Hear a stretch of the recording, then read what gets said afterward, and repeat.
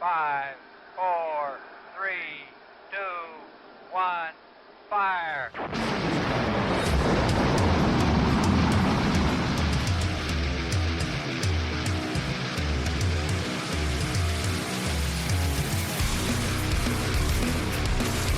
Hello, and welcome to the Indie Wrestling Experience, where we discuss all things related to the Indie Wrestling Experience. I am your host, Bob Richards, and it is just me this week, guys. For those of you on the East Coast, or especially in the Mid-Atlantic region, you know that we have a big snowstorm coming as I sit here today, Tuesday, at around noon.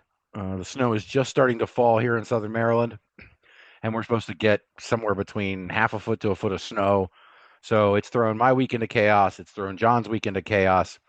So I am going to cover a few things today with you guys. Well, not really cover them. I'm going to give you an idea what we're going to be talking about next week. I will go over our ANDNEW champions, make a YouTube recommendation, and preview what is coming up this week. However, I wanted to get this podcast out this week for sure, regardless, because we have an interview with the owner and promoter of Route 33 Wrestling out in Spencer, West Virginia, Jessie McCumbers. She is going to be on the show today, and she gives a very good interview talking about her very unique journey to find wrestling. It's not a journey to find wrestling that most of us as fans went through. Her journey was very unique. The road was long and winding, but we're glad she's here. She's going to talk about the formation of Route 33 Wrestling, what she likes her shows to look like and not look like, and also preview the next show for Route 33 Wrestling, which is coming up on March 1st of this year at the Spencer Armory in Spencer, West Virginia. She will make a match announcement tonight. There will be another match announcement coming Monday.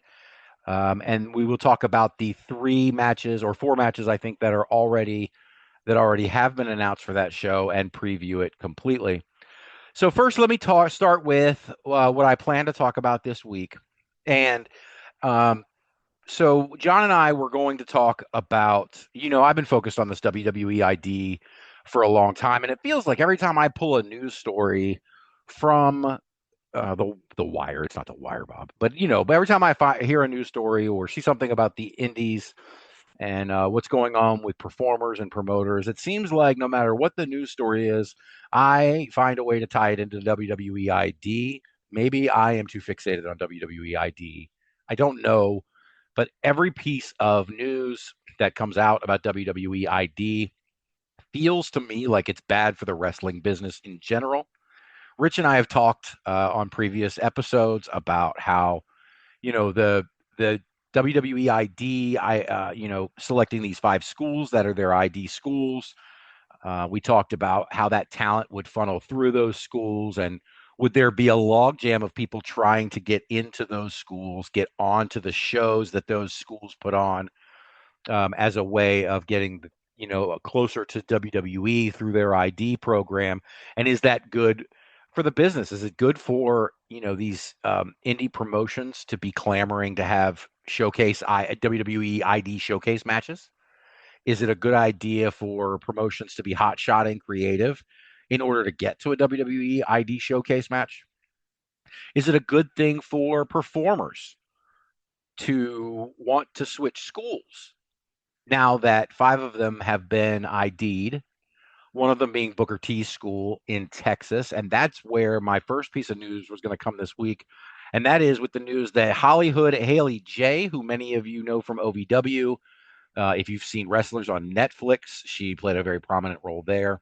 She's also been on AEW Dark a few times. She might have been on Ring of Honor as well. But Hollyhood Haley J is a top tier indie talent at this point. And when I say top tier, what I mean is she's been around a while. She's had plenty of matches. She has a character and a gimmick that's flushed out.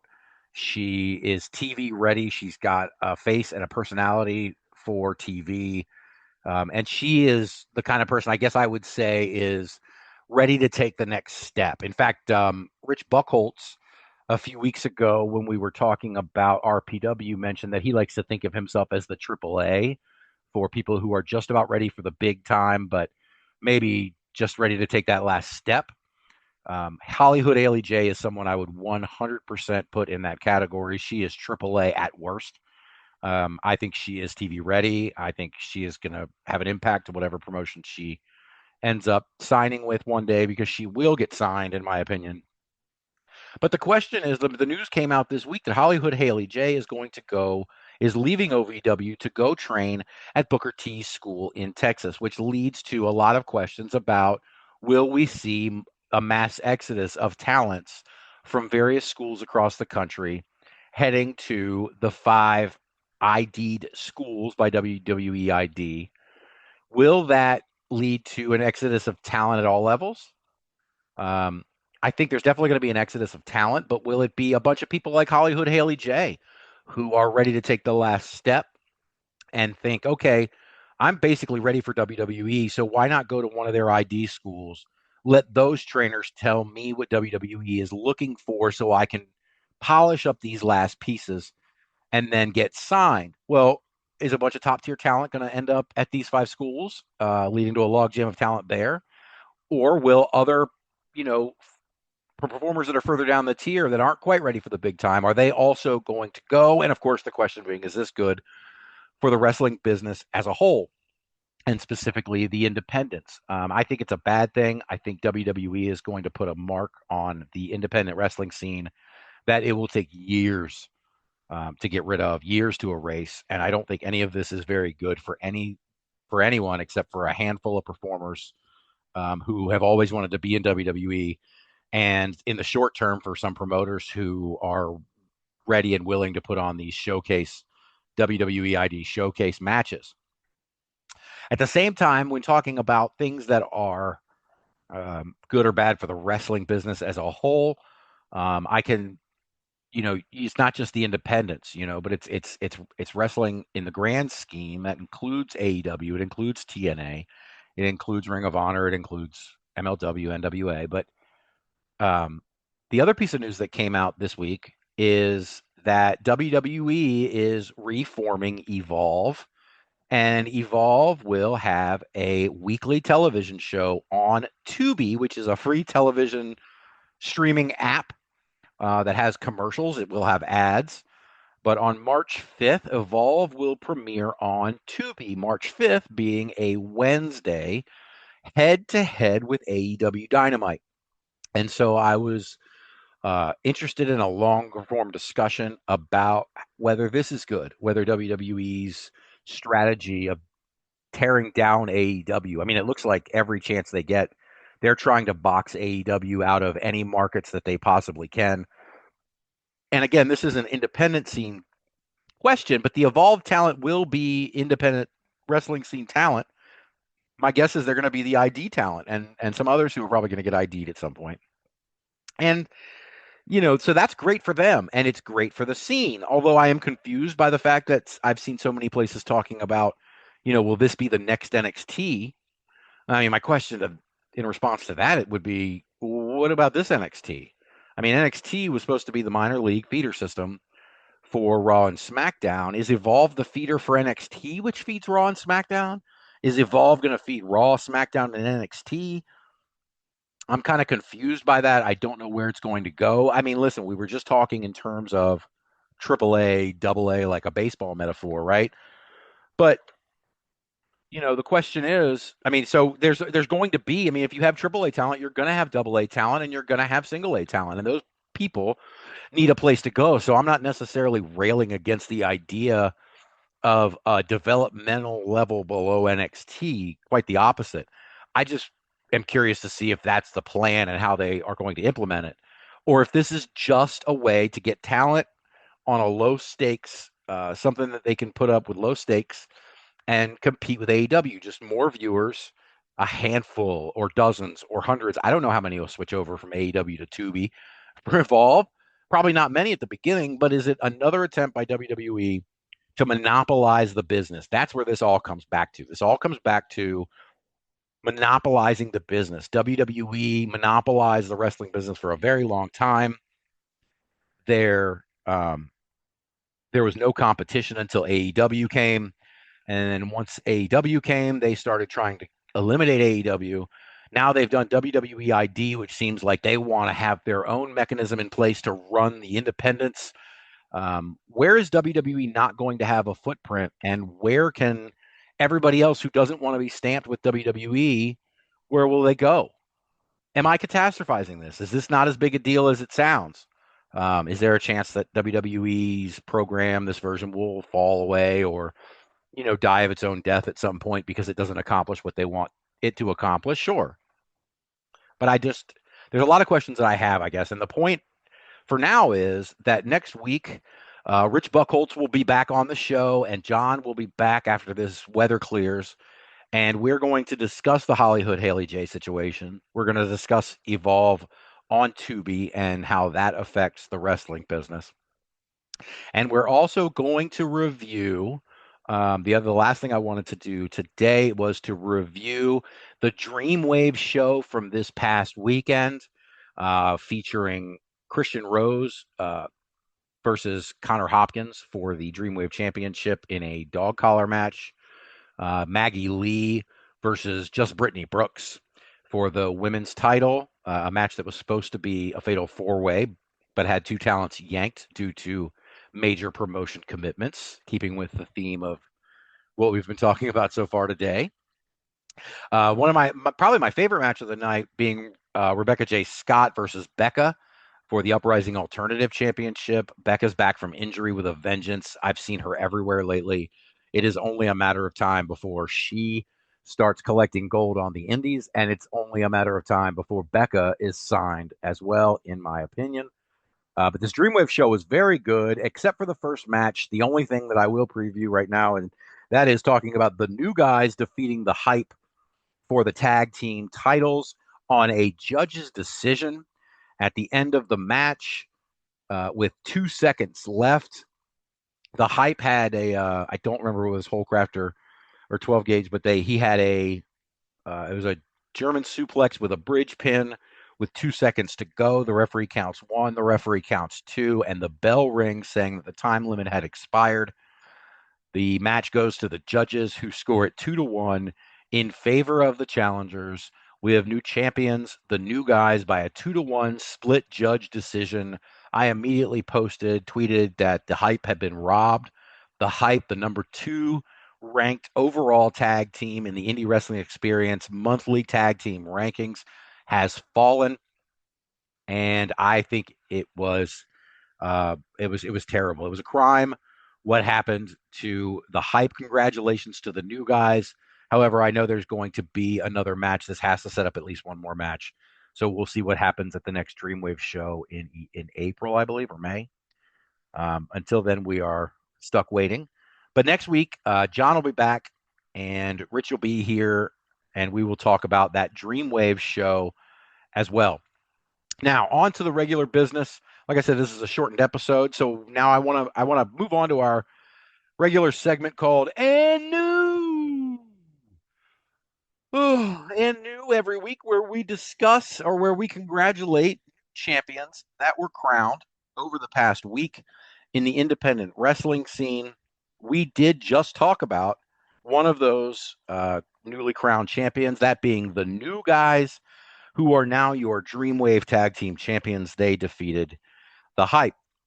Also this past week, the Wonder Boys won the Bullpen Championship Wrestling Tag Team Championships from the Standard.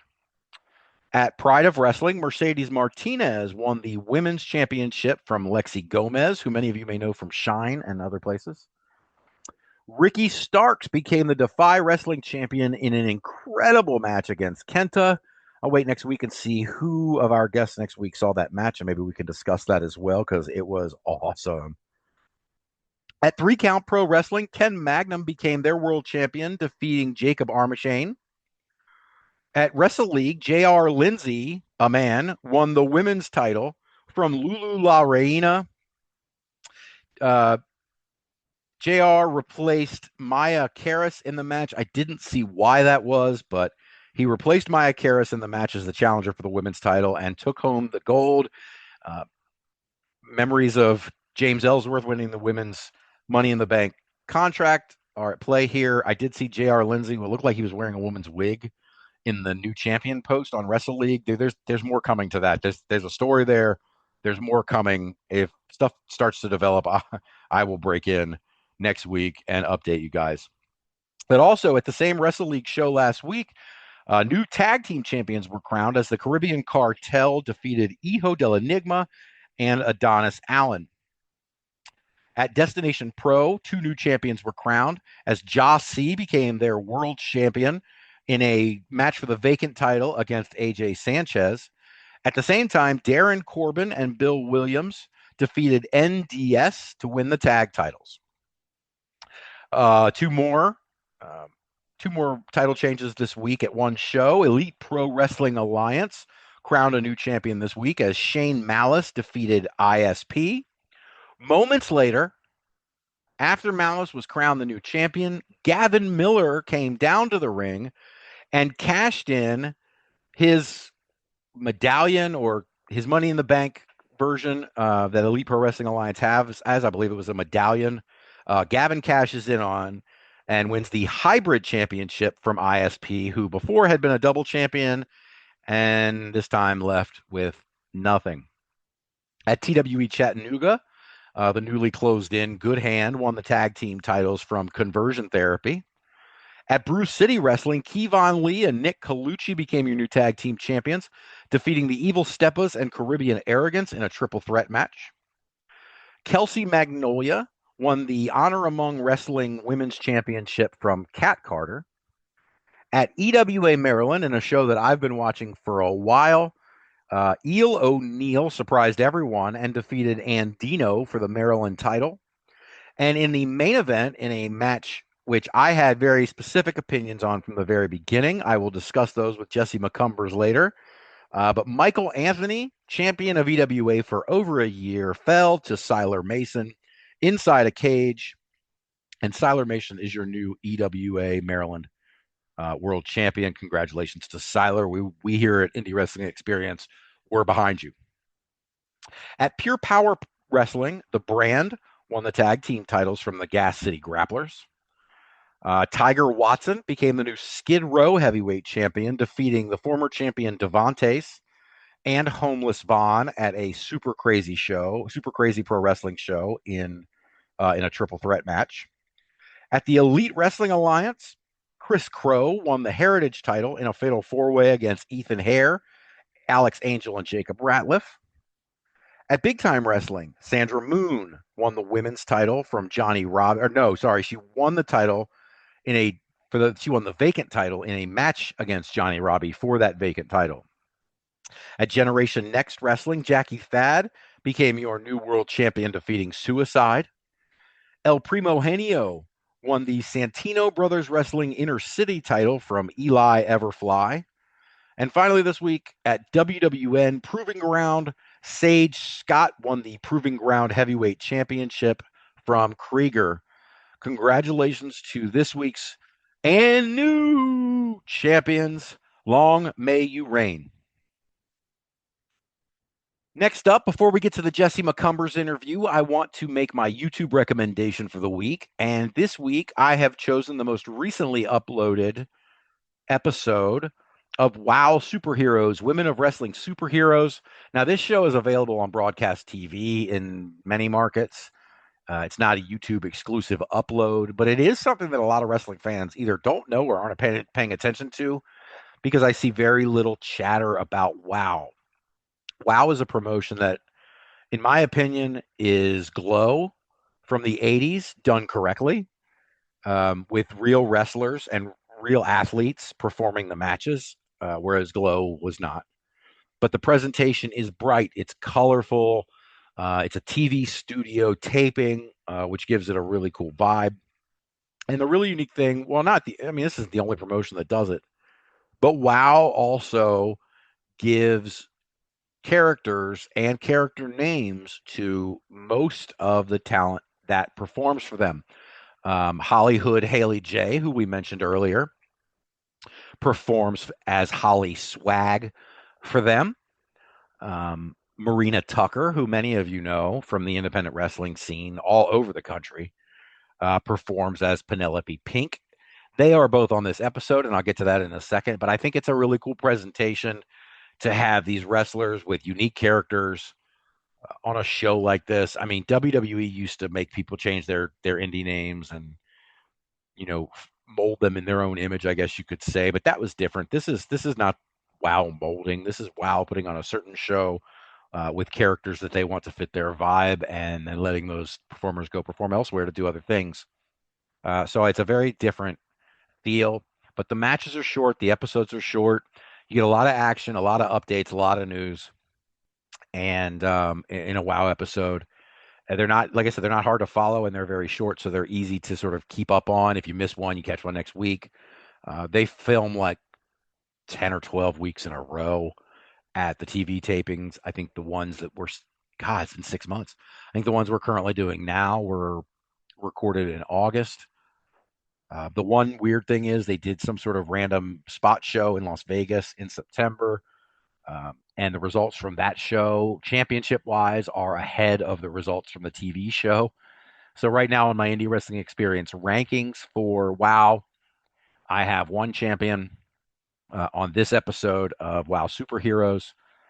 There was a different champion, as the new champion had not yet been crowned. So, let's get to this.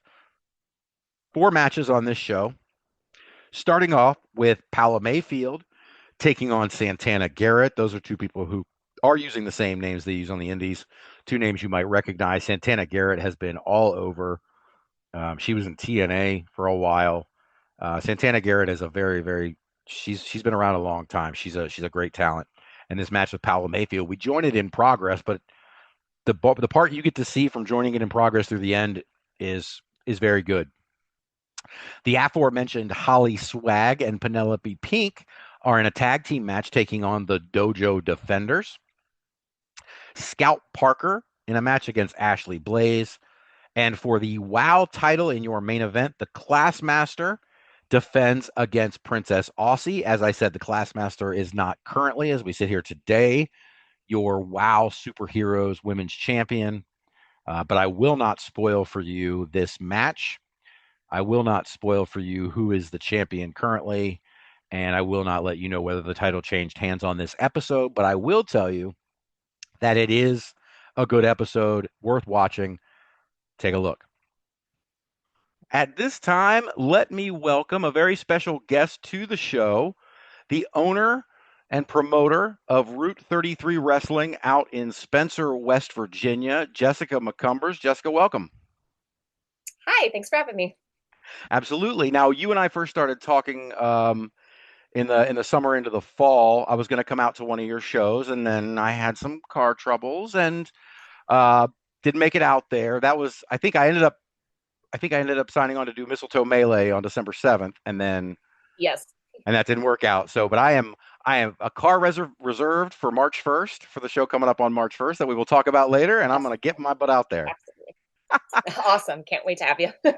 Great. So I'm going to start where I start with most people, but I think your story might be a little bit different. You know, when I do these podcasts and I try to introduce my audience to them, the first thing I ask is, how did you find wrestling? And in doing my research on you, I'm guessing, but not positive, that I'm not going to get the, well, I grew up with wrestling and my parents watched it and then we went to the shows when I was a kid kind of answer.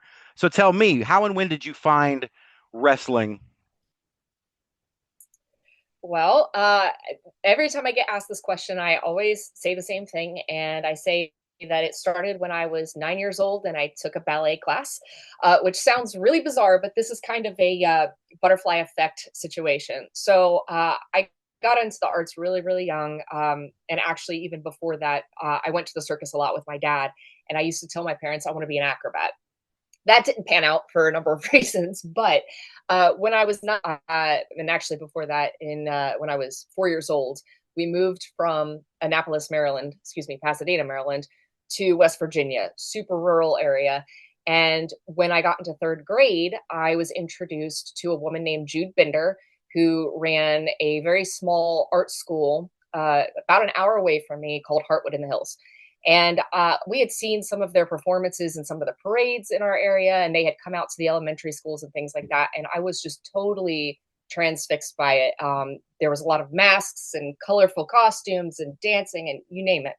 And so as soon as I was old enough, I signed up and I started taking ballet and theater dance with Jude. And I was with Jude for literally 20 years of my life, dancing with her constantly.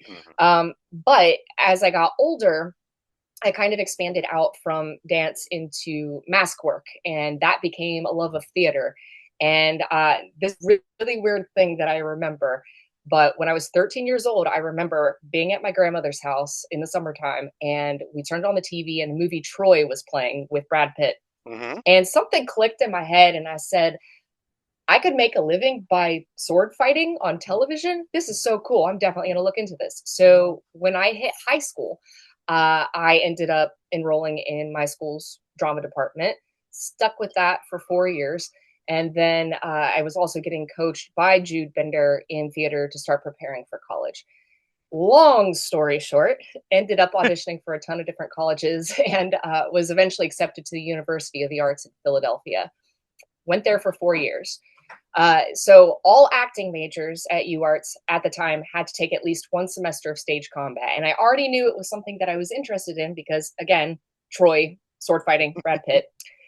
And that first semester, I just fell in love with it. And again, stuck with that for every semester of my college career. And the very last week of college for me, right before graduation, my combat professor, his name was Charles Conwell, great man, said to me, hey, did you ever consider doing stunt work for like television? And I thought, well, no, but that is kind of what I'm interested in. And he's like, all right. He got me a scholarship to go to the International Stunt School in Seattle, Washington, and ended up going there for a month. Loved it. Got set on fire. Got to like skid cars around, do all sorts of cool stuff. Yeah. And so I was actually, we're getting to the wrestling part, I promise. Oh, this is great. I was on my way back from Seattle and I had a layover in Chicago. And one of my friends at the time was texting me and said, hey, I know this guy that just bought a wrestling ring and he's setting up in Spencer, which was at the time about 45 minutes away from where I was living. And he said, this might be something you might end up being interested in with your background. Might want to give it a shot. And I said, all right. So when I finally got back to West Virginia, I drove over to Spencer where I met my now husband and rolled around the ring for a little bit with some people, kind of got a feel for things. And I would say the rest is history. It does get a little more complicated out, after that. But like you said, I did not grow up watching wrestling like so many of my peers did. I honestly, nobody in my family watched it. My dad was like, we're not watching that garbage on television. Like, come on. But in 2014, when I came back from Seattle, some of my friends who were a little more well versed in it than I was said, here's some people you can tape study. And so I started getting into it. And so really 2014 was when I kind of got introduced into this whole crazy circus of a world of wrestling. And that's kind of where I ended up. Awesome. So first, let me tell you that my mother would be happy to hear, was going to be loving this interview. My mom was a dance teacher for many years. We had a studio in our basement. She used to do the tours in Atlantic City when she was a kid, like all that stuff. So she would love to hear your stories of the dancing. And I probably actually know a little bit more about it than I probably should. But let's stick to wrestling for right now.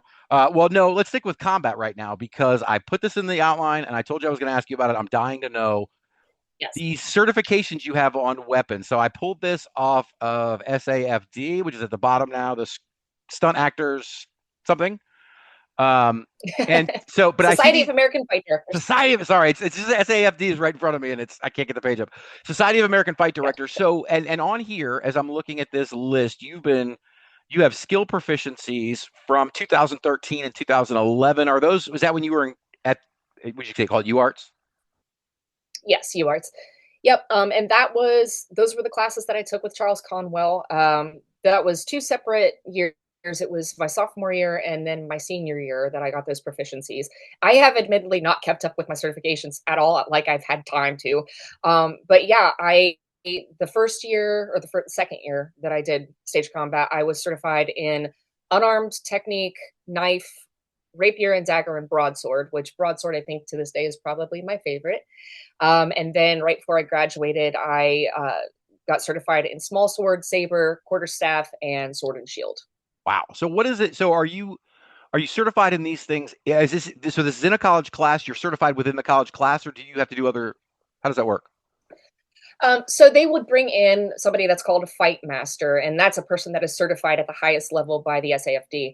And they would come in and essentially hold a jury for all of the students that have been studying, and they're the ones that would provide the certifications. So Oh, it's kind of stage combat's kind of a weird thing where you don't necessarily have to have the certifications to perform it, but it looks really, really good on your resume. And I like to think of it as like a little bit of a chip on my shoulder, like, yeah, I can sword fight, you know. yeah, absolutely. That's what I want to know. So, what does it take? What did you have to do to, let's just say, I'm not going to do all these. The broadsword, you love the broadsword. What do you, when you're getting certified for it, what does that day look like? Or what does that um, certification look like? yeah, so in at least in the case of taking it in college, you would be training for most of the semester, if not the entire year. You would get your scene. Well, first of all, you would study the different techniques. Your teacher would teach you all of the steps and everything you needed to know. You would practice a lot. We practiced twice a week for an hour and a half every time. And then we would have rehearsals outside of class, of course. And then we would get a scene from, usually it was from Shakespeare or some other kind of classical play. And our teacher would choreograph a fight scene to that, and we would have dialogue and character work that we would have to do on top of that. And then at the end of the semester, they would bring in the fight master. We would perform the scenes for the fight master. They would go away for a while, and we would all have panic attacks waiting to find out like what their notes were. And they'd come back. They'd either give us notes and have us do it again, or give us some adjustments to make, and we would do the scene again. And then they would go off for a little while again, and we'd all get nervous waiting for their final results. And then they come back and say, hey, you passed. You either get a basic pass or a recommended pass, or you failed. But nobody I ever went to class with ever failed. So our teacher was fantastic. So a nerve-wracking day on the day of certifications, but definitely a satisfying thing to go through if you do pass. Right, absolutely. And I tell you, it sounds like the course of that over a class or whatever. It sounds very much like the year for my mom and her dance students. You start at the beginning of the year, at the end of the year, you have a recital. Is it? Yep. I don't know if I'm comparing the two, but that's kind of the same setup. Yep. Pretty much. Pretty much. So now it's 2014. You meet your future husband, and Mhm. he's got a wrestling ring. I think I read somewhere the first thing you did was start training. Is that right? Yes, and we'll use training as a loose term. At the time, I did not realize that wrestling school was a thing. This was a very informal group of wrestlers, and we probably didn't do things the best way. I think if I could go back, I would find a reputable school. But we learned the basics and rolled around a little bit, started getting comfortable with bumps and things like that, and just kind of progressed as we felt comfortable progressing. Right, right. If you're comfortable telling me, who were some of those folks that helped? I mean, I know your husband obviously one of them, but who else was involved in that? Yeah, we'll stick with my husband for right now. Okay, I'm not really friends with any of those people anymore. fair enough. Okay. So you're training and well, let me ask you, let me back up. So your husband is training you. Well, he's not your husband at that point, but your future husband is training you, and he's performing around at this time? He's not retired or anything at that point, right? Correct. And I would say he was not a full-time wrestler or anything like that. He would make connections with people that he already knew in the industry, and if they had a spot, he would go do it. And I would travel with him. We stayed just in West Virginia for the most part. We went to Ohio a few times, and I would watch him, and I would film his matches for him, and we'd talk about it. I ended up managing him for a short time, and yeah, we kind of just we kept it casual and fun. And this was before Route 33 was even a twinkle in my eye. So at the time, I was still kind of just trying to absorb everything about the industry because, again, this was a brand new world for me. I had no expectations whatsoever. Hmm. How many did you ever get to perform? Besides, you were managing, your videotaping, but did you get to perform in the ring at some promotions at some point? I did, and it wasn't until I started my own company. I've only wrestled one match to Oh, date, and I'm okay with that. Um, Yeah, I tell people it's really hard running a company and fighting for my life at the same time. um, but no, I mainly just stuck with managing before Route 33 came into existence. right, right. Okay, so but then at some point you have an injury. I do. And it was not wrestling related. This is a crazy story. I decided to go for a walk one evening, and I was crossing the street in a crosswalk, and I got hit by a car, broke my femur in half, Oh, went flying across the pavement. Yeah, it was really not a fun 6 months for me. I got life flighted out to Charleston, had emergency surgery, went through 6 months of physical therapy. And it was a really bad time. I do not recommend that experience. 2 thumbs down, 0 stars. It was not good. But the blessing in disguise there is that I had the downtime then to kind of think about what I wanted to do in wrestling. And I wasn't doing the in-ring stuff very much. Again, that was kind of just a casual, fun thing that I would do when I had time. But I started thinking, of all these shows that I've gone to with my husband and with my friends and that I've worked on and whatever, one thing that I kind of noticed was a recurring theme was that there are things that could be done a lot better. There could be things that are more polished than they are. There could be better marketing and you name it. And that is not meant to be a dig at anybody. But I see these things and I thought, I could probably do this. I could probably do this maybe better. And so with that downtime, I started taking some business classes, got some coaching through the Small Business Administration. And then in March of 2018, we held our first show. awesome. So when is the injury? What year's the injury? The injury is in October of 2017. 2017. Okay. And Yeah. so walk me through you those first 3 years before that accident, just briefly. Like you meet Mountain King, he's got the ring. You start going to some shows with him. Is that pretty much just all it was until the injury, and then everything snapped into place that you wanted to take the business classes and start your company, and the rocket ship just took off? Yeah. I mean, somewhat, it was something that that the group that I was kind of rolling around the ring with had been toying with. They had wanted to start a company or started to start doing shows, and it was. And this is going to make me sound like a little bit of a hater, but I'm sitting here listening to them, going like, "Okay, these are all ideas, but where's the action?" And certain people in that group really didn't care what I had to say about anything. So I kind of just kept my trap shut, but after a while, I started getting kind of annoyed. Like, okay, guys, it's time. Like, let's do this or let's not. And for unrelated reasons, that group kind of went their separate ways right before I got hurt. And so part of it, I don't want to call it a revenge story. It's not. But I was inspired. I was motivated to say, like, hey, these guys weren't doing it. I'm going to do it. And maybe prove to them a little bit that it is possible if just get moving, make a choice, do the thing. And so that's what I did. Yeah. So did you have any you said you're sitting there injured and you're thinking there's so many facets of this business that I can do better. Did you have any business background before you started taking these classes or marketing? Not really. The majority of my business training was in college. I had 1 semester of audition technique, which was meant to prepare actors and theater people for the business. And so I kind of knew how to communicate with others in in entertainment industry, but wrestling, of course, is its own animal. And so, I had a very basic understanding of how to approach getting something started, but I didn't know anything else. And of course, my knowledge of the industry itself was very, very limited at the time, just to the shows that I had been on and hearing what my friends and my now husband were saying after the shows, what their experience was. And so it was really just kind of a leap into the void and hope that I'm doing something right. Right, right. And I can tell you, as I do my thing with my blog and everything else that I do, I have the same thoughts. I have no business training. I have no marketing training at all. But for me, at least, watching social media, you can watch patterns and what works for people and what doesn't. And even if you don't have any training, you can see what the companies that are going out of business did wrong, or you can just watch their social media Yeah. timelines a lot of time and see what they're doing wrong. Is that what we're talking about here, or Oh, was it yeah. more than that? A little bit of that, a little bit of actually in person going to the shows, seeing things that could be better. Hmm. And this sounds like a totally small detail, but whether or not a bathroom is clean at the venue, for me, that's important. as a fan that's going to shows, I want to be able to, go to the restroom comfortably. And if I go in there and it's torn up and disgusting, I'm not going to want to come back.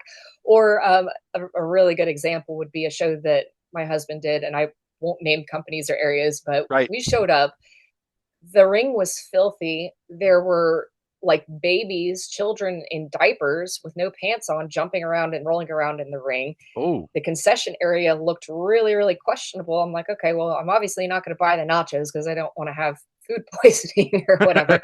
And so, like, I don't want to say I was sitting there with a clipboard, like making a list, but in my head, I'm going, okay, like if I start a company, we're going to make sure the venue is clean. We're going to make sure that our concessions area is well lit and tidy and has been bleached ahead of time, And these are all things that I pay attention to. And strangely enough, I got a review on, I think it was on Facebook, either Facebook or Google. Somebody said, clean bathrooms, will come back again. And I oh, thought wow. all the work paid off right there. So, the devil's in the details. And so that was one thing that just by going to the shows that I saw these little things that add up, that I wanted to really pay attention to that, polish the experience and make it a good time for everybody. Yeah, no, that sounds fantastic. So then when you talked about Spencer being about 45 minutes away from where you were before, do you end up in Spencer because Mountain King has the ring and that's where he's at? Is that it?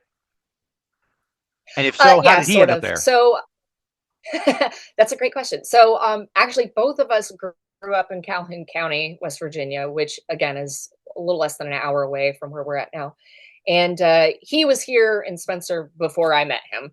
I was still living with my dad at the time when I came back from stunt school. I was teaching and kind of doing the wrestling thing on the weekends and getting to know people and all that. And so Spencer, we always joke is like Spencer is the nearest civilization to where I was living at the time. My dad lives way out in the sticks. And so I would go there. I would go to Spencer for grocery shopping every week or whatever. And so as time went on and Josh and I started seeing each other and we started a relationship, I ended up actually moving in with him in 2015. And so I've been here ever since. Right. So then you talked about doing the business classes, the marketing classes. Did you ever get as far as like market analysis of Spencer? Like, did you ever sit down and go, okay, is this a good market? Why is it good? Why is it not? Or did you grow in Spencer and that's how it happened? You just sort of grew. Yeah, we just sort of grew. I did do a little bit of market analysis unofficially as Right. best as I could, again, with zero business acumen at the time. Um, but I think the draw for me, first of all, I'm a total homebody, and West Virginia is in its own little corner of the world. I like to say, especially Spencer, with it being such a small community, and there are pros and cons to that. I love living here. And I will say, I was in college for 4 years in the center of Philadelphia. And by the time I graduated, I was like, I've got to get out of the city. Like, I am a country girl at heart. I love the peace and quiet. And so that was part of it, the location. Also, our venue is literally 2 minutes away from my house. So that makes things a lot easier. Never hurts. But I think, yeah. I think the big thing for me, though, is that there's not a whole lot of stuff happening around here. We have a movie theater. It's actually the Roby Theater, one of the oldest operating movie theaters in the country. We've got live music on occasion, but if you really want to see any other kind of live entertainment, you have to travel. And a lot of people in this area can't do that. There are families without transportation. There are families that don't have the gas money or can't pay, exorbitant ticket prices to go see AEW or WWE if they come to Charleston. And so part of it is just adding something new to our community, but also just making live entertainment more accessible for the people that already live here. Right. Yeah, absolutely. And with such a small town, even like you said, Spencer is civilization, but being a small market generally, and then having people who have various reasons to be able to travel. I've talked to other promoters who tell me things like, I see 20%, 30% regulars every single time or whatever. Is your percentage higher because you have more of a captive sort of audience in that area? Do you have like a higher percentage of regulars? Absolutely. Absolutely. I think we have, and oddly enough, a couple of our regulars actually travel from Clarksburg, which is a couple hours away. And that's a whole other story. I'm so blessed to have them. I'm surprised they come back every time. But yeah, a lot of the people that we see are people that we know, and people that live immediately here in Spencer and the surrounding areas. It's a lot of word of mouth that gets people in the doors. And, we have a really good connection with the city government as well. My husband actually works for them. I used to work for them. And so I'm on a first name basis with the mayor. So, nice. that doesn't hurt either. But yeah, there's more of a personal connection with us and our fan base, just with them being close to us, but also because everybody knows everybody here. Right. So it's not just like people who are locals; those are your neighbors and your friends. Right. Exactly. Awesome. What was I going to say? So do you have any competitive, like, I don't want to talk about the other promotions necessarily, but as far as competition, how close would you say your closest competitors are, or other wrestling companies? Um, we have in West Virginia Real Shoot Wrestling. I think they're probably the closest to us, and they kind of operate a little bit of everywhere in West Virginia. WVWE, I think they're in Parkersburg. Mm-hmm. And we have IWA East Coast. Occasionally they hold events down in the Charleston area. But I would say I wouldn't call them competitors. I know maybe in a business term they are. We compete with ourselves. I feel like we're kind of tucked away in our own little area of the woods back here. And so we kind of do our own thing. I wouldn't consider them competitors in a literal sense. No, but, you're yeah. Sorry. No, yeah, you're good. I get it. Yeah, no, and I get it. Competitors, maybe you're right. It's probably the wrong word, because the next question I was going to ask you is on the flip. Have you ever, of course, I'm looking at your cage match, and I'm assuming that your cage match is pretty up to date because it looks like it is. I don't see necessarily where you've done any combined shows with other promotions. Has that ever been a thought? Have you ever done any? It's been discussed. It's never come about. It is something that's still on the table for the right company, if it makes sense to do it, and if budget wise and all the crazy logistics line up. But yeah, no, we've never done a crossover event or anything like that. Is there, and again, I don't need you to name names, obviously, but is there a specific promotion you think of that you have a relationship with that you might use in the future, or is it just sort of in a general sense, I am interested if the right opportunity presents itself? A little bit of both. I think in the general sense, there are a few promotions that we share talent with, and I like to think that in an extended sense, we have kind of a relationship with those companies. Oddly enough, one of them is in Maryland, EWA. We have a lot of people that work for us that also work for EWA, and one of our titles is currently in Maryland to be presented or shown on one of EWA's upcoming events. So that's really cool. Desire Pro Wrestling as well in Zanesville, Ohio. We have some people that work there, and I'm pretty good friends with the people that own that company as well. So we've discussed crossover events and title defenses and things like that. But nothing solid in the works as of yet. Fair enough. Now, EWA, of course, I have a connection with EWA. I've been there a few times. Yes. And I guess, how does it come about that you share talent with that? Like, you guys are so far apart. So is there one performer that kind of made the bridge? Oh gosh, I got to think about that. So oddly enough, I think I'm going to have to go back a few years here. So I don't know if you are familiar with the Grimy Scots, Hamish especially. I ended up being friends with him through the Society of American Fight Directors. This was right after I got out of stunt school. Hamish also is a fight person. And I remember messaging on or putting a post on one of the community groups for the SAFD. I said, hey, I see all these workshops for, sword fighting and knife fighting and things like that. Is there anything for pro wrestling? Because to me, kind of the same genre of entertainment. Mm-hmm. And I remember him commenting saying, no, but maybe we could put one together. And I remember he got a small group of interested people together. And I believe it was a pro wrestling intensive for the actor is what they called it. Oh. And Josh and I went and saw it and in Silver Spring, Maryland. And we became really good friends with Hamish and his buddies. And they started working events with us. And then there was a crossover in 2000. I'm looking at my event posters up here for reference. 2022. Oh yeah. I started keeping these as a souvenir, but like, it's really helpful when I'm doing my marketing to be like, okay, what event was that happened on? Okay. And I can just like look up on my wall. But it was back in 2022, we started our first tag team tournament. And Hamish helped so much with that and said, look, I have all these workers that would love to do tag matches. And said, okay. And he set it up. And so I made all these fantastic friends from that area, from Maryland. And as we went along, I think what really started it, this is another weird butterfly effect thing. It was in, let's see, June of 2022. One of our tag team competitors had to drop out because he got COVID. And so we had to find a replacement. And that replacement was Hero Napier. And never knew Hero. Hero had submitted a resume or something, messaged our page asking if we had any spots, which we didn't at the time. And so I'm scrolling through all these names that are in my inbox and resumes and trying to find a suitable replacement. And Hero popped up, and I clicked on their page and saw all of our mutuals. So immediately Hamish was one of them. Messaged Hamish and I said, hey, tell me about Hero. Is this what's the deal? Fantastic wrestler. I highly recommend. Okay, great. So we booked Hero. Hero showed up, did an amazing job. And we didn't have Hero back for quite some time after that, but they did make a return. Let me look at it, in March of 2023.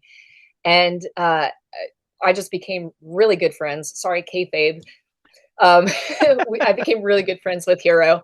And Hero helped so much with the direction of things and booking and just you name it. I was able to bounce a lot of ideas off of them.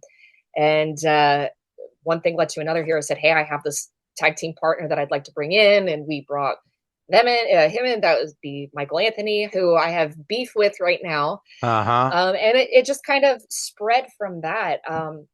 We started getting more and more EWA people. Michael Anthony would recommend somebody, Hero would recommend somebody, and then we'd get people back from the tag team tournament. And then as it turns out, they went from the Renaissance Rumble to EWA. And then there's crossovers between the stunt world and the pro wrestling world too. So it's like my friends have friends who know friends.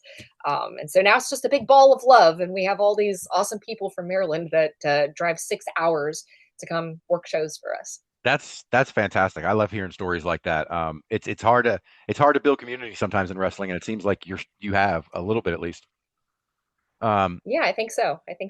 And that kind of leads me, and I'm skipping down my outline a little bit, but I was on your website, and there was this description of Route 33 wrestling, and I think now is the time to sort of bring that into the conversation in the sense that it seems like not even looking at my outline, just talking to you for the last half hour, it seems like you have a different viewpoint on a lot of things and a different perspective that a lot of people don't have. But also, you are one of the only woman-owned businesses in wrestling, and certainly one of the very, very few women-owned wrestling companies that are not all women. So how did that have any effect in making those connections, setting things up, dealing with talent at the beginning? And has it changed or gotten better over time? Or has it not had any effect at all? Is it just nobody really cared? Nobody really paid attention to it? I'm not really sure. And I will say, full disclosure, I'm not a guy, so I really don't know what the different perspective might be. I'm sure there are differences. Men and women think totally different from each other. And I have been told, hey, wrestling is really benefiting from the woman's touch. I don't know what the woman's touch is. I can assume that, and maybe this isn't the woman's touch, maybe this is just the boss lady's touch. I'm super duper detail oriented, sometimes to a fault. But I have been told by people, man, if all of the companies I worked for were as organized as this one, like the world would be a better place.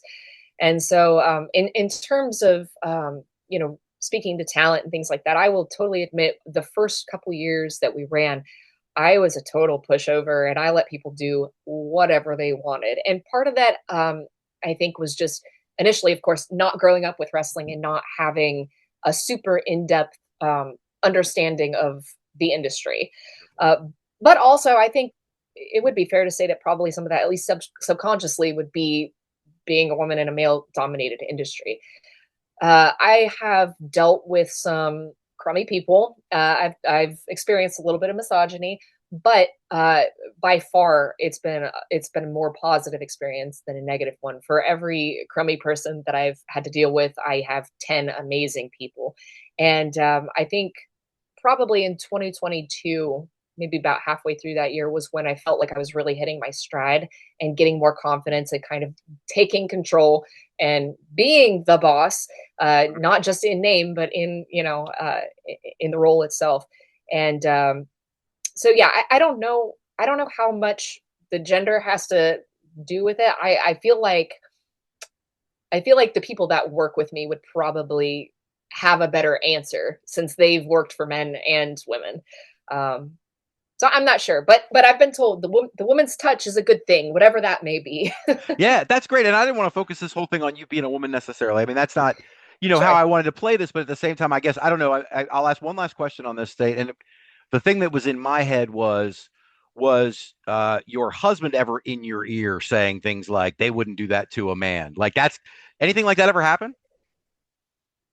Um, he's not the one that would say that. I would say that. Oh, There have been a number of times that uh, I've dealt with stuff. I won't get specific, but right. everybody that runs a wrestling business deals with stuff. Hmm. And there's always going to be a little disrespect or whatever, and for whatever reason. Maybe part of this is that I can be a little bit too nice of a person, or some of these people, knew me when I was more of a pushover. Hmm. Um, but there have been times where I'm like, okay, I'm asking for something very simple, that I need for this production to go forward. We'll say a promo, for example. And, I'll set a deadline, and the deadline will pass. And I'll send a nice follow up message and say, hey, I need this promo. Okay, yeah, I'm getting to it. And then I still don't get it, or whatever the case may be. And there have been times where I've gotten frustrated. And I'm like, if I was Triple H, which of course, maybe that's not so much the gender issue, but the fact that he's Triple H running Maybe. WWE. I'm like, I feel like if it was somebody else, they might have that promo same day, Hmm. And so one thing I will say about Hero in this instance is that Hero gets on to me all the time. You're being way too nice. You're being way too nice. You got to be mean. And so Hmm. they've been helping me kind of crack down a little bit and get a little bit more strict with them and a little, use my teacher voice, as it were.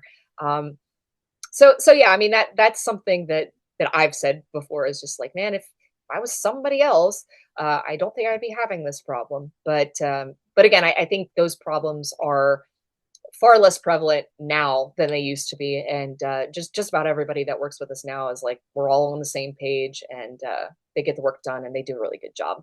Wow, that's fantastic to hear. I'm a little bit surprised by it, honestly. Knowing 40 years of wrestling business like I do, although I don't know as much about the business as you do, clearly from the inside, but just 40 years of experience in the business, I'm very, very. That's surprising to me, and I'm glad. And again, I think it's part of that community that you're talking about too. That it seems to be the theme with you.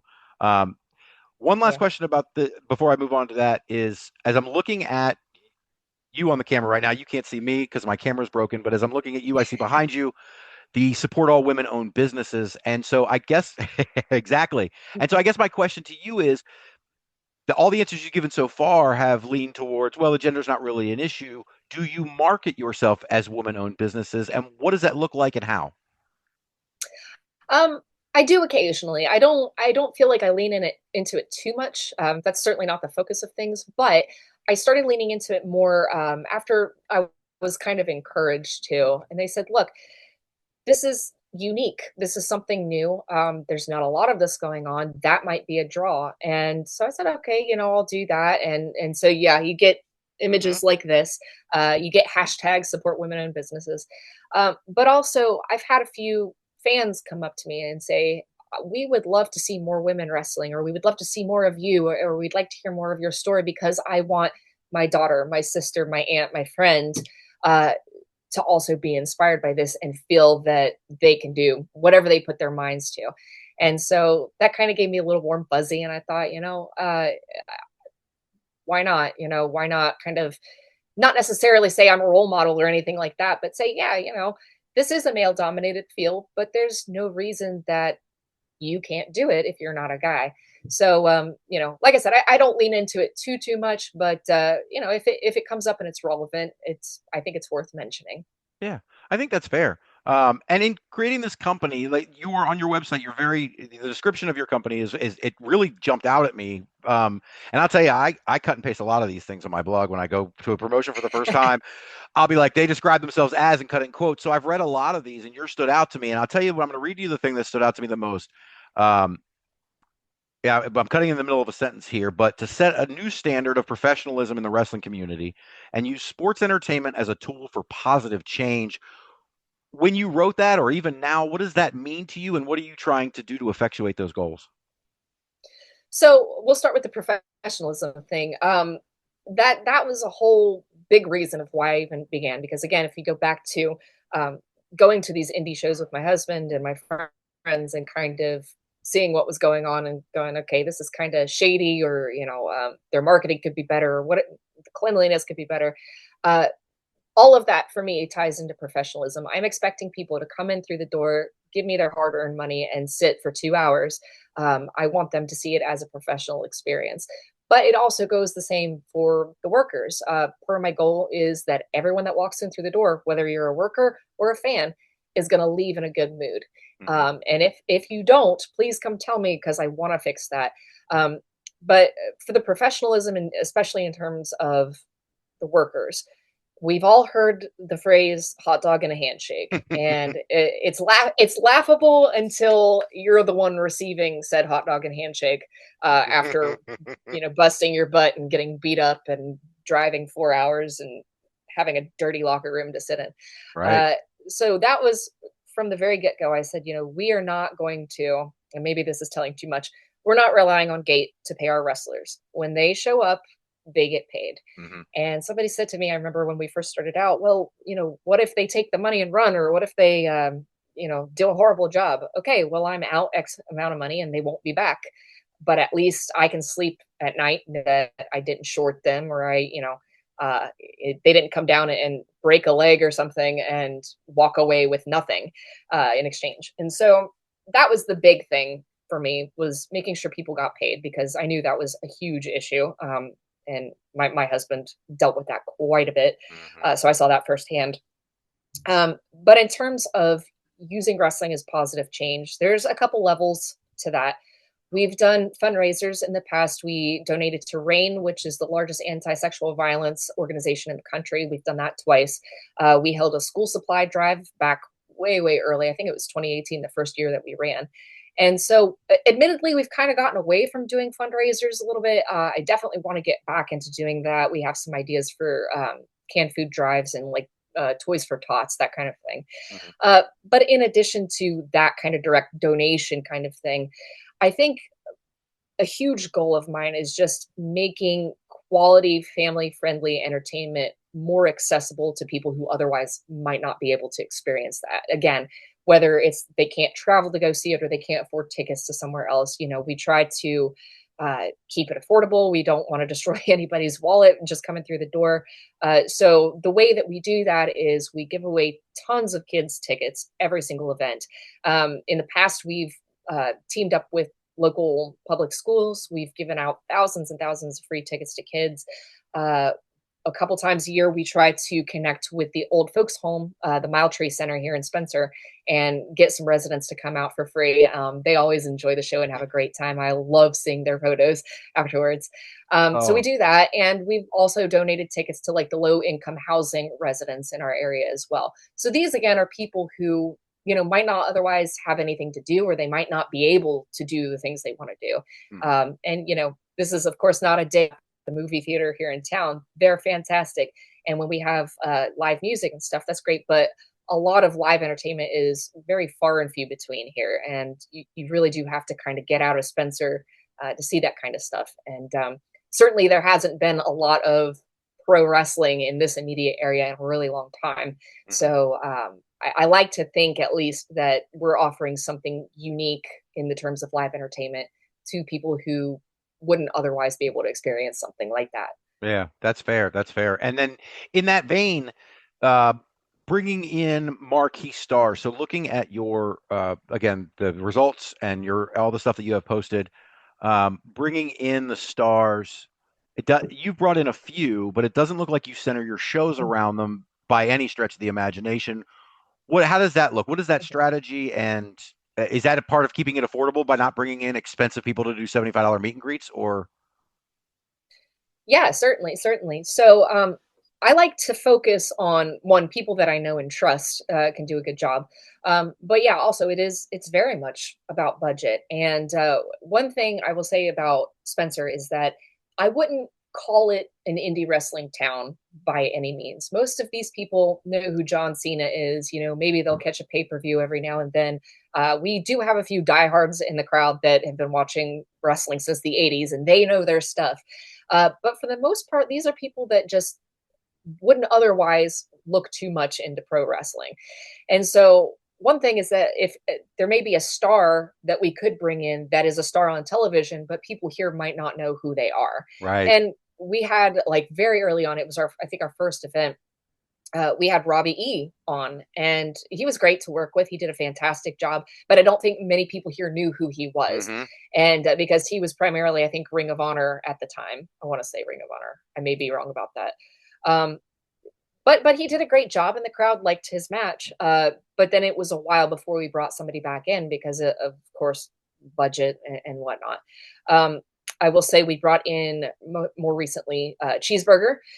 We had a seminar for our wrestlers, and that was the main draw for us to bring him in, was to have a teaching opportunity for the roster, and it was very well attended. And he also put on an amazing match against Nick Hamrick. So, you know, I think if the opportunity presents itself and it makes sense in the context of the event and what we can offer in addition to just a match, by all means, we will bring somebody in. But I like to primarily focus on people that our crowd now knows and is familiar with, and this is the special thing about having a small community, has forged personal relationships with. A lot of these wrestlers know our fans by name, and they will go hang out with them on intermission or after the show. And, you know, they have conversations on social media about what happened. And I think that's kind of what's special about Spencer. With it being such a small, cozy community. And you don't always get that with a bigger name that we can only bring in, you know, once every so often. Right.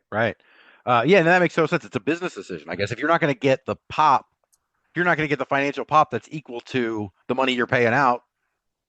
I mean, like I said, I wasn't a business major, you know, but sounds like a pretty easy decision, right? Yeah, absolutely. I looking at your website again. I like I said, I did my deep dive, and the one thing I noticed was the pay-per-view stuff. Well, the PayHip, where you have your Yes. shows posted on PayHip. How did that strategy come about, where you were going to do pay-per-view for your library, and why PayHip? Oh boy. So that was a big experiment that we started in 2022 when I kind of we started hitting our momentum, holding a show every month, which was a crazy idea, and I don't recommend it. It was very stressful. But I just wanted to find a way to offer something in addition to the live events. And, you know, I've had a few people say, "Oh man, I'm so mad that I missed this event." And I'm like, well, you know, I could send you the footage. And then I'm thinking, well, but they didn't buy a ticket, you know? Mm-hmm. And so we wanted to find a way to kind of make that accessible to people who, for whatever reason, couldn't make it, but also experiment with other things like animated graphics and commentary, which commentary, I think, uplifts a production so much when it's done well, especially. So we teamed up with a few different commentators, and we have a handful of events up there. Admittedly, I am way behind on doing that. I have a backlog of like 15 shows or something crazy. I am in talks with a new commentator though. His name's Spencer Sterling, and we're gonna start working on that backlog. But in terms of PayHip, I chose it initially, honestly, because it was free and it was really easy to use. And you know, I thought, we'll see if it works. And so the new plan moving forward, and I have started on this, I just haven't really gotten too into it yet.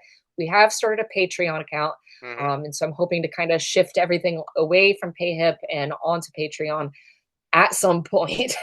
When that will happen, who knows? But we are working on it. So Patreon, I think, is the next step for us there.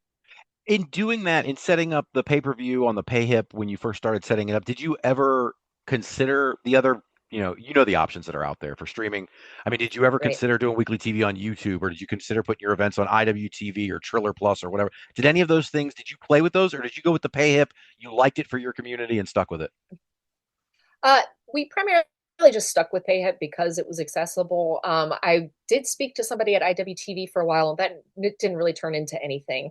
In terms of YouTube, the only thing we kind of do on YouTube is we'll do a weekly throwback match, but we do also do that on Facebook. And so I feel like that keeps people kind of engaged and like, oh, this happened. Okay, I know what to expect. So yeah, I mean, in terms of that, we didn't really explore those options too much, just because PayHip worked pretty well for us.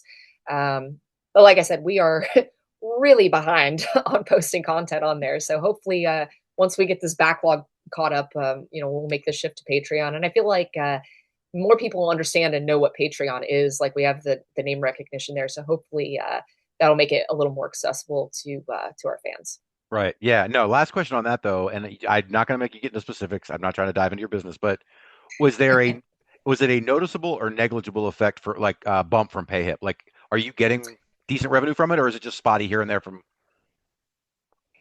I mean, it's spotty. We do have a couple regulars that will tune in. Oh, cool. And like I said, like the footage that's on there now is so old. Mhm.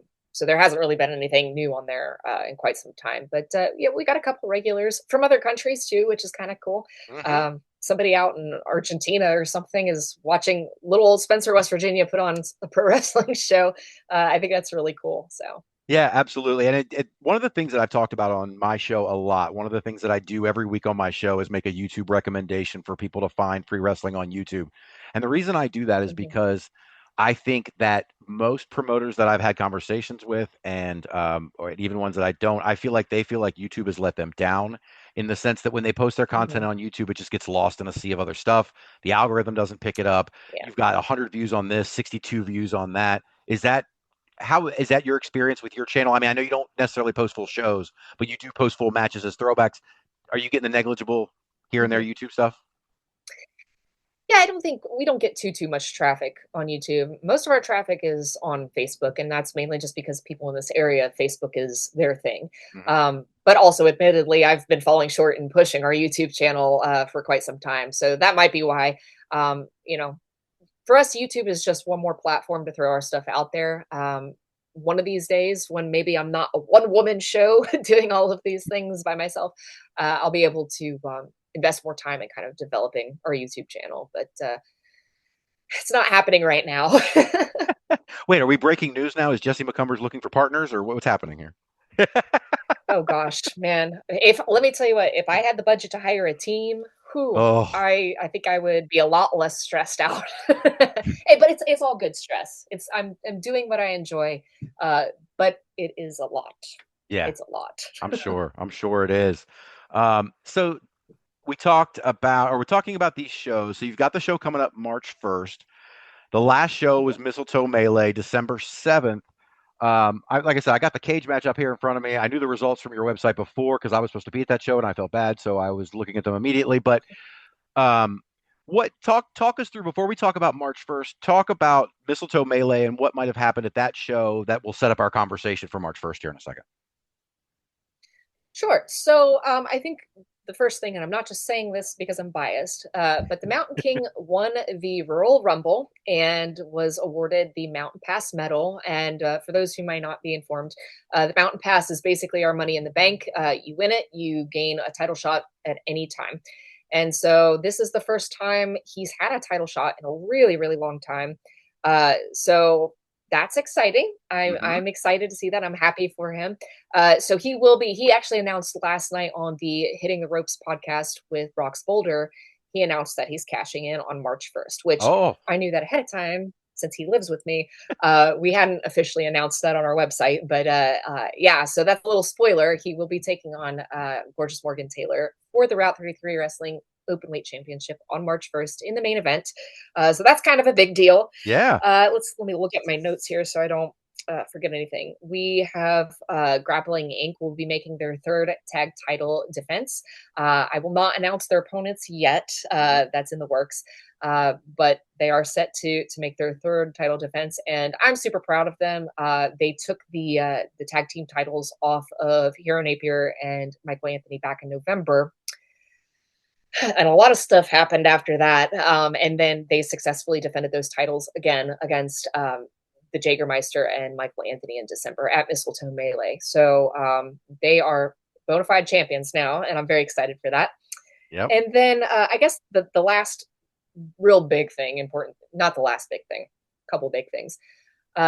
We do have the Jägermeister and Michael Anthony facing each other in singles action. So if I can rewind just a little bit.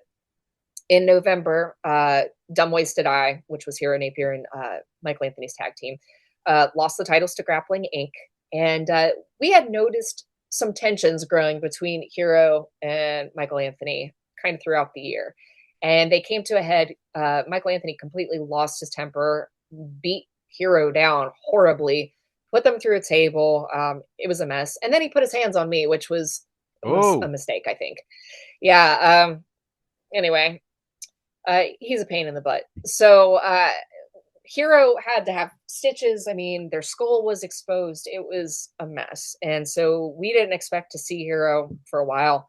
Hero came back in December, and at the end of the tag match with Grappling Inc. in December, which again, Michael Anthony lost that match. Well, thanks to Jager, I guess, technically, but he lost his temper again and attacked Jager. And so this is twice now, 2 events in a row that he's attacked his tag team partner. Santa Claus showed up, and Santa Claus pulled out a giant metal baseball bat from his sack of toys, and then proceeded to remove his hat and his beard, and it was Hero in disguise. And Woo-hoo. Michael Anthony took a quick powder. So Hero and Jager are buddies again, which I'm very happy about. But Michael Anthony is not happy, and I really feel like he's a bull in a china shop, so to speak. So anyway, Jager has challenged Michael Anthony to a match in March. Jager finally kind of came to the realization that he wasted a year of his life following this guy around, and just for him to be turned on, essentially. So that's a pretty big angle. But the big news, which we're kind of keeping under wraps until March, there'll be a big official announcement there at the Armory. We are introducing a new title, and it is going to be presented in tournament form starting in March and ending in September. The first 2 legs of the tournament will have 2 winners in March, 2 winners in May, and then they will go head to head in July for the semifinals, and then we will have a winner in September. And so the name of that championship is going to be announced on March 1st at the show. But we already have our first 2 competitors, and that is Jordan Carlisle versus John D. Crazy Hillbilly. Mm-hmm.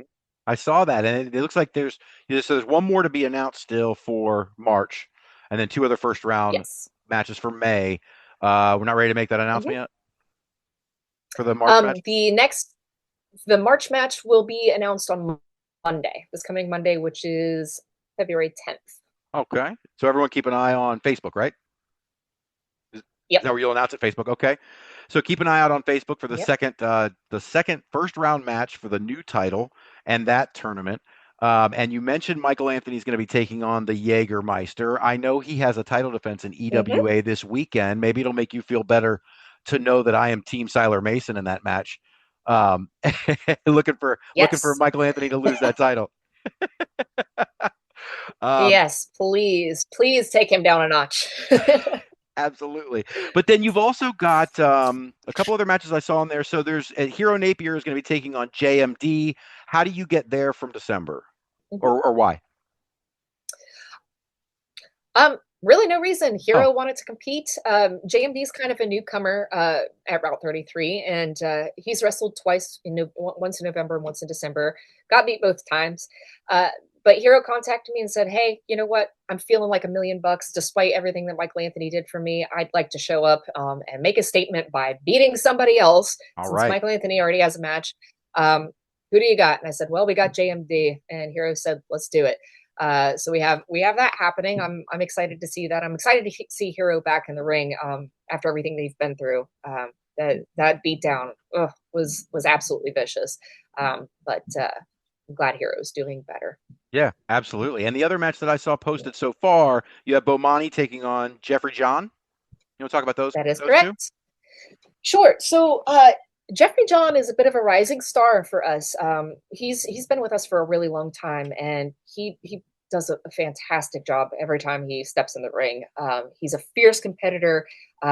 He has a very wide range of skills, and he's had a couple shots at the title. Most recently, he went up against Gorgeous Morgan Taylor back in. Let me look at my posters. Back in July of last year, and he thought he had it won, but unfortunately, through some crazy technicality, there was a disqualification, and Morgan Taylor managed to retain on that. So they've got a little bit of beef going back for quite some time, and that's certainly not the first time that they've butted heads. But in addition to that, so back in November, I believe it was, Bomani made his Route 33 wrestling debut, and unofficially, it was during a match between Morgan Taylor and Gary Gandy. Gary Gandy being a former Route 33 wrestling champion, and this was a title match between the two. And Morgan Taylor, being the slimy sleazeball trickster that he is, managed to distract the referee. Bomani jumped in the ring, speared Gary Gandy, allowing Morgan Taylor to get the upper hand. He retained the title that way, unfortunately. And then Bomani returned to the ring and proceeded to chokeslam Gary Gandy, and made it clear that he is Team Morgan Taylor. So we didn't really announce this. We kind of kept this quiet, but I did suspend Bomani after that for an event, because why would you do that? Right. And I guess from what I've heard, Morgan Taylor has rewarded him by sending him to Puerto Rico on vacation. And why? Like, if he has the money to do it, I guess, whatever. Right. But Jeffrey John really, really wanted to compete, and I thought, well, Bomani's coming back. Jeffrey John is a fierce competitor. Let's take Bomani down a notch. Let's calm him down. Let's simmer him down a little bit and give Jeffrey John a really good challenge. And I think he deserves a challenge, because, again, like I said, he's a very talented athlete. And I think he's up for it. I think he's up for the challenge. So we'll see what happens. Yeah. Now, you've given us an indication a little bit of your feelings on Gorgeous Morgan Taylor. How as the boss lady, how would you characterize this it's coming up on a year title reign of Morgan Taylor? How's that gone? How's the Morgan Taylor era been? The gorgeous era, yeah. Oh man. So I talked a little bit about this last night on Brock's Boulder's podcast. As the owner of the company, I try really, really hard to stay professional as much as possible. I try not to let my emotions get the better of me, but sometimes there is a person that will just know how to push my buttons, and is one of those people. So he was after the title. I'm going to rewind all the way to the beginning of 2023. He appeared to sort of turn over a new leaf in 2023, and made so many attempts to reach out to me, and he bought me chocolate for Valentine's Day, and brought me coffee in the office a few times, and was being really nice. And I will be the first to admit that I bought it. I bought right into it. And so, he was kind of trying to sweet talk his way back into the title picture. And I gave him his shot, and he blew it. He did not win. And as a result, he just kind of started going a little off the rails. He started acting a little crazy. And my husband, God bless him, I don't know how he puts up with me, had tried to tell me all year, all through 2023, this dude is plaguing you.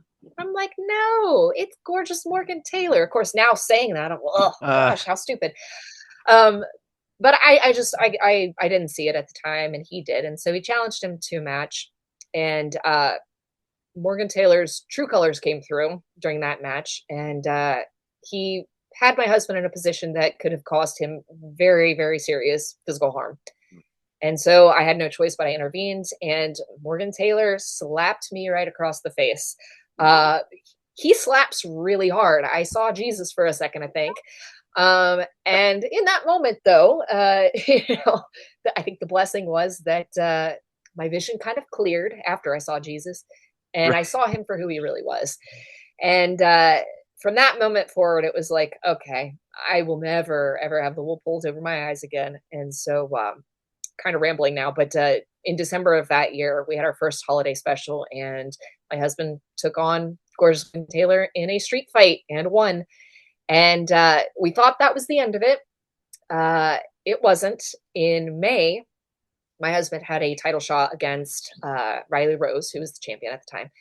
And it was a great match. And I respect to both of them. Both of them are fantastic athletes, Riley especially. And Riley was a wonderful champion, did a wonderful job carrying that title for us for a really long time. Mm-hmm. And Morgan Taylor, we forgot he had the Mountain Pass medal, and he just cashed in at the right moment and took the title shot away from both of them and walked away the open weight champion. And that was back in May of last year, and he's held it ever since. Do I think he's held it in a way that is befitting of a champion? Absolutely not. He has exploited every single loophole that he could find to do that, to hang on to it. And that's who Morgan Taylor is. He, I have to give him a little bit of credit where credit is due. He is a smart wrestler. He's very cunning and he's very tricky. I don't really like that too much. I would rather see a champion, use their wrestling skill to defend their championship. But that's not the case with Morgan Taylor, and we've seen it time and time again. And, he had me fooled for a while as wolf in sheep's clothing, but no more. So, yeah, that's the kind of person Morgan Taylor is. And to remain professional, that's all I shall say about him. Well, hopefully the Mountain King is in tip-top shape in another 4 weeks and ready to do the Lord's work, right? I certainly hope so. I would love to see that championship belt back in my home again. Fantastic. So for this March 1st show coming up, the big Mountain King versus Gorgeous Morgan Taylor championship match, plus all the others that we announced, where can folks find information about it? Where can they get tickets? The number one place is Facebook, facebook.com/Route33Wrestling. We have a button that is live at the top of our Facebook page that will take you right to the ticketing site. We also have an event page that will also take you to the same place. We're posting all of the updates there on our Facebook page and on the event page. We also have an official webpage, route33wrestling.weebly.com. All of the information is there as well. And if you want the direct link to the ticket site, it is tinyurl.com/RT33W March 1. Wow. And that's where you can get your tickets and information. Fantastic. Now, I also noticed that you do sponsorships. It looks like you already have some for this show. Are there still sponsorships available for anybody who's interested? And what do they need to do? And what are the packages? We have vendor space available for anybody that wants to sell something at our event. We have plenty of table space available, and they can reach out to us on Facebook or email route33wrestling@gmail.com. Business sponsorships are closed for this event, but we are looking at our future events, our next one being May 3rd. So if anybody would be interested in that, they can reach out to us via those same avenues. We do have a variety of packages available, tiered packages. I won't go into all the details because it's a lot, but we do also offer, we call it the a la carte option, where you can kind of create your own package, pick and choose what's best for your business. And so we hope we make that accessible and affordable to every kind of business. So if anybody wants any information on that, all they got to do is reach out to us on social media or shoot us an email. Great. Sounds good. Well, listen, everybody, March 1st, Spencer, West Virginia at the Spencer Armory, right? That is correct. There it is. Right. Absolutely. March 1st, Spencer, West Virginia, Route 33's next show, the Mountain King versus Gorgeous Morgan Taylor headlining the show. We've got a new title that'll be announced, 2 first-round matches for that title. It's going to be a packed show. Listen to Jessica. Go to Facebook, find them, get information about this show, and be there. I will. Jesse, it's been nice having you on. The boss lady made an appearance on my podcast. I am very happy to say that. I hope to have you back in the future. Maybe we can talk some more stuff, some business stuff and other things in the future. I'd love to have you back. Absolutely. And thank you so much for having me on. I appreciate it. Thank you. Wow. What a great interview that was. Big thanks to Jessica McCumbers for coming on the show. All right, so with that done, let's get ahead. Let's go ahead and preview what's coming this week at indie shows around the country, and then we will get out of here and get ready for next week. So, starting on Friday, Titan Championship Wrestling, well, actually Friday and Saturday, Titan Championship Wrestling and Worldwide Wrestling will be presenting When Worlds Collide, nights 1 and 2. Night 1 to take place at the National Guard Armory in Rockingham, North Carolina, featuring Frankie Pickard taking on Grizzly, Donovan versus Outlaw Joe Locklear, PJ Savage versus Scotty Brooks, and Michael Fain versus Adam Ace. On Saturday, February 15th, When Worlds Collide Night 2 will take place from the Laurinburg National Guard Armory in Laurinburg, North Carolina. The card for that show is dependent on Night 1. What is interesting about these two shows is Titan Championship Wrestling is a New Jersey promotion. This is a foray for them into the South, to the North Carolina area, where they've partnered up with Worldwide Wrestling for these shows. There will be a lot of interpromotional talent, matches, things of that nature. But also, it's really great to watch a company like Titan Championship Wrestling, who I've reviewed on my blog, who does a really great job with family-friendly entertainment for all ages, and putting on shows that include really great wrestling matches as well. It's great to see them expanding what they do and taking on new things, trying to increase their footprint around the wrestling landscape. Also on Saturday, Midwest All-Star Wrestling is holding Heart of a Warrior 5 at Turtle Lake in Turtle Lake, Wisconsin. Scheduled to appear, Eric Bischoff, Arn Anderson, Wendy Richter, and Ken Patera. Wow, talk about some really cool meet and greet opportunities. Man, those are four big ones. As far as matches are concerned, Paul Verk is going to defend the MAW Championship against JDX. Joey Jet Avalon will be taking on Mike Santana. Hoo-hoo. Brittany Brooks versus Sierra versus Heather by Elegance in a triple threat match. And Rich Maxwell will defend the Canadian title against the System. Still on Saturday, New Era Wrestling is holding Headlocks and Heartbreaks from the Boys and Girls Club in Shelbyville, Illinois. Anthony Toatel will take on Zach Henderson. Zach Henderson was a referee, but because of the constant torturing by Anthony Toatel, Zach Henderson will be getting between the ropes and making his debut as a wrestler. Also on the card, Eric Surge defends the heavyweight championship against G.G. Jacobs. Carlos Santiago takes on Jeremy Hadley, Vacay Ray, Kai Faden, Aaron Anarchy, and John Anderson in a high-stakes championship scramble match. Jacob Rose will take on Cavron Canyon for the All-American title. And the Original Sins will take on Brody and Jed for the tag team titles. Black Wrestlers Matter is holding Don't Call It a Comeback on Saturday at the Berwyn Eagles Club, very famous independent wrestling venue in Berwyn, Illinois. Shug D to take on Myron Reed. Alex Kane of MLW taking on Isaiah Broner. Alexis Littlefoot versus Jocelyn Navarro versus Brittany Kay in a triple threat match. Chris Logan versus Paragon, and Shaq Jordan taking on Marcelo Spade. The Great Lakes Wrestling Association is holding Ground Zero on Saturday at Top Notch Physiques in Coloma, Michigan. Isaiah Moore will be putting the heavyweight title on the line against Axel Rico. Theo Storm will be taking on the Celtic Nightmare. Caribbean Arrogance will take on the Bruiser Mass Index for the tag team titles.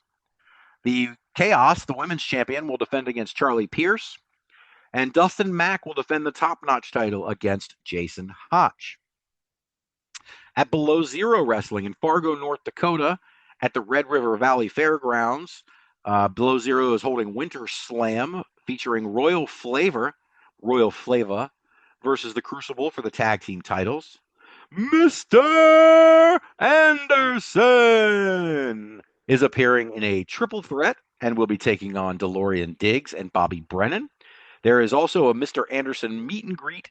All proceeds benefit Honor Flight, which is a nonprofit that gives paid trips to veterans to war memorials in D.C. A very good cause. So if you didn't already have reason enough to get out to this show, get out, get a meet and greet with Mr. Anderson, and support a great cause. In Bayshore, New York, Victory Pro Wrestling is holding Kings of New York at Pro Game Athletics. Kane Industries, the tag team champions, are defending against QGTM. The women's champion Salem defending against Valerie Verman. The New York champion, the New York State champion, Jack Tomlinson defending against Brother Greatness. And Leo Sparrow will take on Eric James for the VPW championship. At Maryland Championship Wrestling, MCW Pro Wrestling here in Maryland, my home promotion, they're holding Winter Blast out in Ridgely, Maryland, which is too far for me to travel. But they will be having Amara Void taking on Simone Valentina. Alex Devine will be defending the Rage TV Championship against the Dolomac, Tony Macco. Kaz Lee takes on Alex Odin. And a main event tag team match featuring Joseph Keys, the MCW champion, and Miles Hawkins taking on Ken Dixon and Tommy Dreamer.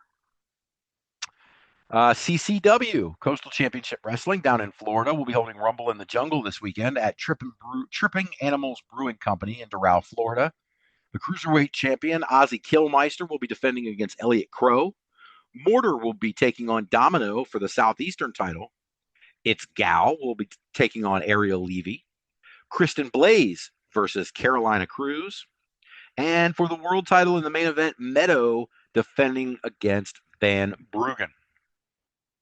At POW Pro Wrestling, another promotion that I cover pretty extensively and I'm a big fan of, POW Pro Wrestling is holding Heart Punch at World Pies in Eugene, Oregon. The main event being Amira, the POW champion, defending against Nicole Matthews. The tag champions Most Violent will defend against the Hess clan in a match in which the losing team must also break up. The new WWW YouTube champion, Jaden, will be defending against Cole Rivera. Levi Shapiro will take on Brian Zane in a grudge match. Brian Zane is the owner of POW, but he also used to be the guy who ran the Wrestling with Regret YouTube channel. I'm not sure. I think it's still up. I'm sure it is. I haven't watched it in a while, but Brian Zane is your POW owner and heel authority figure, so that will be a lot of fun to watch. Moving on to Sunday, 4 shows on Sunday. MCW Pro Wrestling again will be teaming with Adrenaline Championship Wrestling. That is James Ellsworth's promotion in the Baltimore area.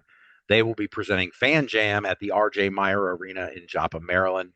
Scheduled to appear at this Fan Fest, Jazz, Tommy Dreamer, Kylie Page, Indy Hartwell, Gene Snitsky, Allie Catch, Tony Chimmel, Nunzio, Alicia Fox, Gilberg, and the aforementioned James Ellsworth.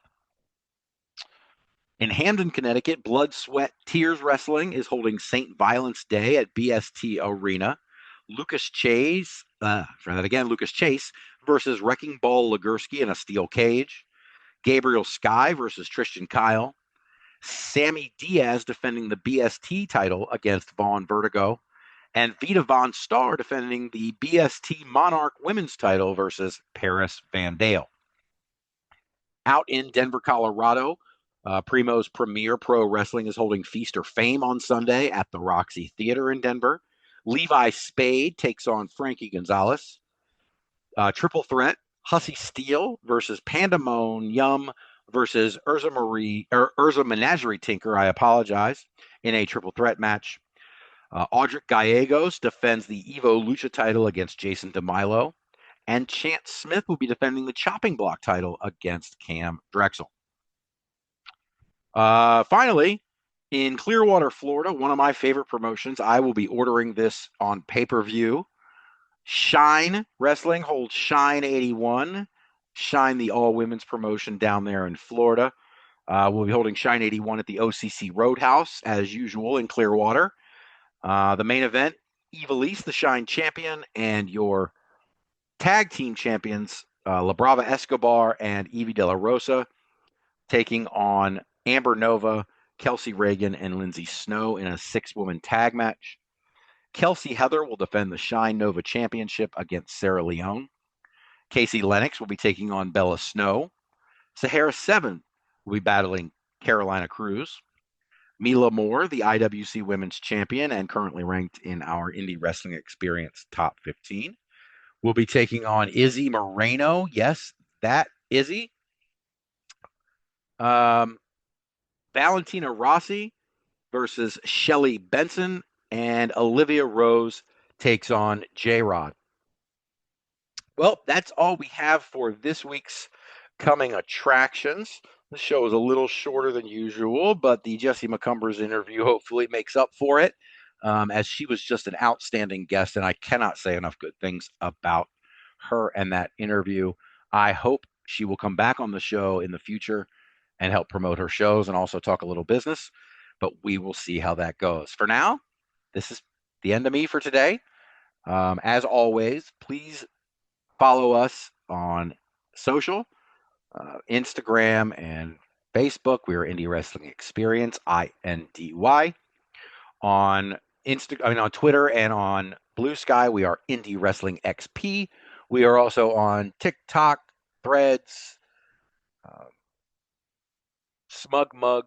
It's all on our link tree. If you are in the loop on link tree, find the link tree for Indie Wrestling Experience, all one word. You can find not only our links to social, but links to the website, links to our rankings, podcast episodes, and so much more. Everything Indie Wrestling Experience is right there for you. Go check it out.